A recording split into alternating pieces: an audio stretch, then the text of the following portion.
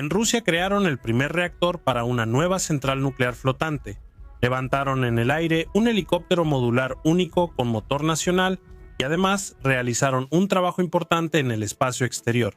Y todo esto en una semana. Les contaremos los detalles, así como el inspirador ejemplo de nuestro compatriota en la emisión de hoy después de un breve resumen de noticias positivas.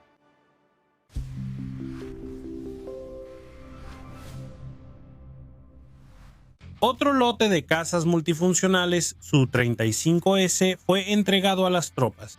En la región de Nizhny Novgorod se botaron 2 embarcaciones de pasajeros de alta velocidad con hidroalas Meteor 120R. En la planta de construcción y reparación naval de Balakovo se botó un buque de carga seca del proyecto RSD-60. En el astillero de Sokolskaya se botó la lancha torpedo, recuperadora de torpedos. Se realizó el primer transbordo transfronterizo no tripulado de carga de Rusia a Kazajistán.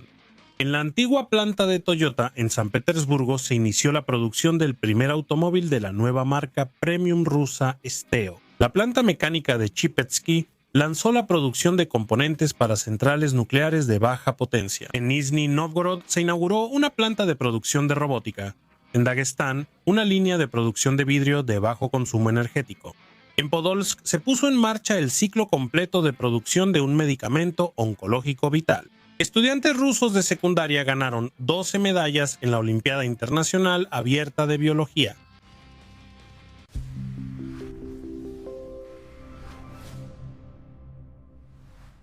En la fábrica SEO Podolsk se fabricó la primera instalación de reactor RITM 200S. Pronto será instalada en el primer bloque energético flotante PEP 106. En esencia, es una central nuclear flotante que se puede remolcar por agua a cualquier parte del mundo donde haya necesidad de electricidad y conectarla a la infraestructura costera. Rusia ya tiene una de estas, la central nuclear flotante Akademik Lomonosov, que opera en Chukotka. La PATES fue fabricada por 200S. Año. Sin embargo, cuenta con 2 unidades de reactor KLT-40S. Cumplen con su función, pero actualmente se consideran tecnológicamente obsoletas. Por eso, en todos los nuevos bloques flotantes funcionarán los más potentes y económicos RITM 200S, el primero de los cuales fue fabricado esta semana. El RITM 200 es un verdadero tesoro de la ingeniería rusa, un reactor exitoso y único en su tipo, que ya ha demostrado su eficacia en nuestros rompehielos nucleares universales del proyecto 22220. En comparación con el KLT-40, el RITM resultó ser 2 veces más ligero, 1,5 veces más compacto y 25 megavatios más potente. Y por eso se decidió crear su modificación para usarla en las nuevas plantas nucleares flotantes. Pero eso no es todo. Otra modificación, el RITM 200N, fue creada para uso en tierra. Sobre su base, estamos construyendo la primera planta nuclear de baja potencia en Yakutia y en Uzbekistán. Y también ya fabricamos 2 reactores más potentes, los RITM 400 para el rompehielos nuclear Rusia, que está en construcción. Cabe recordar que hoy en día nadie más que nosotros construye ni rompehielos nucleares, ni plantas de baja potencia, ni bloques flotantes. En este ámbito, Rusia mantiene un liderazgo sólido y no piensa detenerse, como en otros ámbitos no menos importantes, incluso de los más importantes.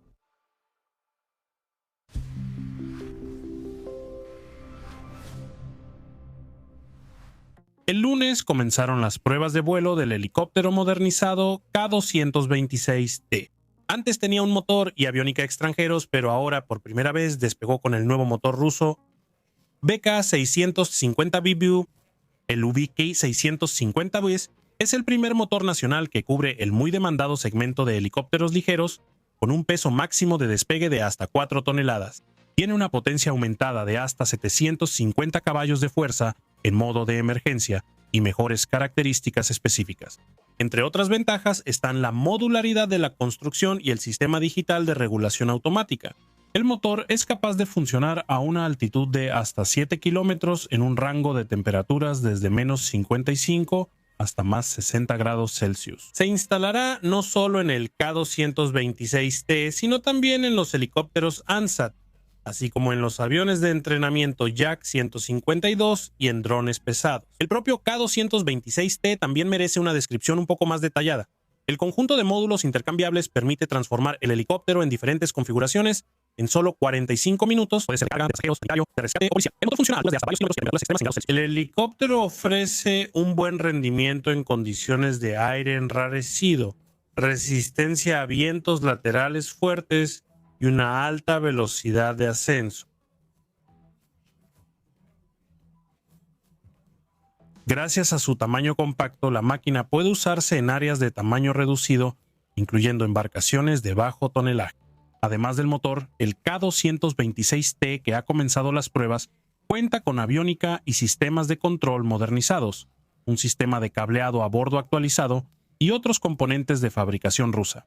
Deseamos a los desarrolladores una exitosa finalización de las pruebas y una pronta certificación. Mientras tanto, vamos al espacio, donde también hay noticias interesantes.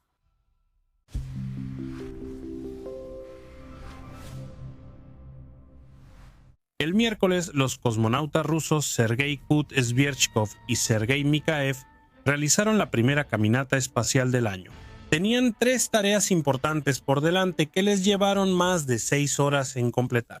En primer lugar, instalaron en el módulo Zvezda el equipo científico del experimento Sol-Tera-Hercios. Su desarrollo tomó más de 10 años.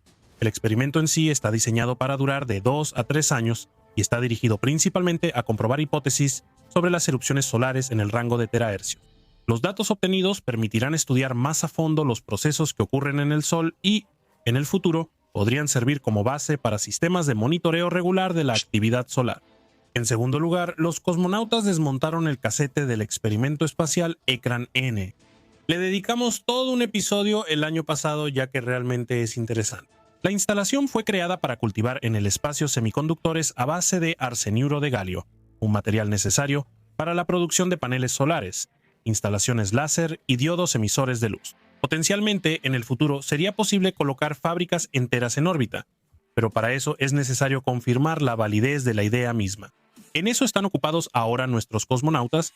Han extraído otro cartucho con sustratos y los enviarán para que los especialistas en la Tierra los estudien.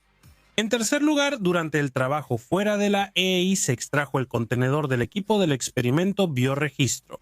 En él hay microorganismos vivos que pasaron 4 años y 8 meses en el espacio. Al estudiar su estado y su capacidad para resistir las condiciones agresivas del entorno, los científicos buscan formas de proteger al ser humano durante futuros viajes largos a otros planetas. El experimento ya lleva 20 años y el miércoles se extrajo el último contenedor con bacterias. Cabe agregar que cualquier salida al espacio exterior siempre es una operación compleja y difícil, cuidadosamente planificada y que requiere una preparación prolongada. Nuestros cosmonautas la realizaron de manera excelente. Estarán de acuerdo en que no está nada mal para una sola semana, y eso que solo hablamos de los eventos más destacados. A continuación, el adelanto y la historia del héroe.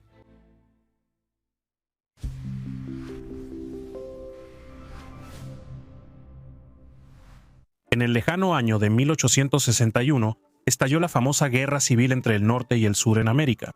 El sur fue acorralado debido al bloqueo y la falta de recursos, y por eso demostró maravillas de innovación militar y flexibilidad que los contemporáneos siguen elogiando hasta hoy. Y el general Lee demostró un talento táctico y le infligió al norte derrotas dolorosas, especialmente en términos de imagen pública, aunque claro, a costa de sus propias pérdidas monstruosas.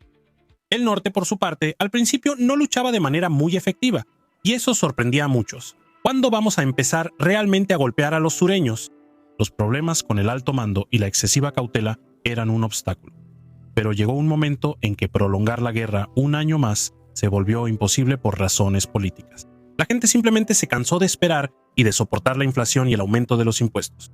Entonces el norte adoptó una táctica más decidida y, aunque fue a costa de grandes pérdidas, logró la victoria. Esta lección de la historia nos habla de que incluso durante una guerra decisiva, el verdadero punto de inflexión ocurre cuando el lado con más recursos se ve acorralado y comienza a tomar decisiones que antes evitaba. ¿Dónde está la Rusia de hoy en este modelo y dónde está Ucrania? ¿A quién ya han acorralado y qué pasará después? ¿Por qué la normalización de las relaciones entre Rusia y Europa ocurrirá solo a principios de los años 30, pero tampoco habrá una gran guerra abierta entre nosotros por ahora? Sobre esto y también sobre por qué la autonomía estratégica con la que sueñan muchos países del mundo actualmente es inalcanzable, lo analizo en el nuevo episodio de mi programa analítico 3 puntos en sponsor.ru super. A continuación, sobre el héroe.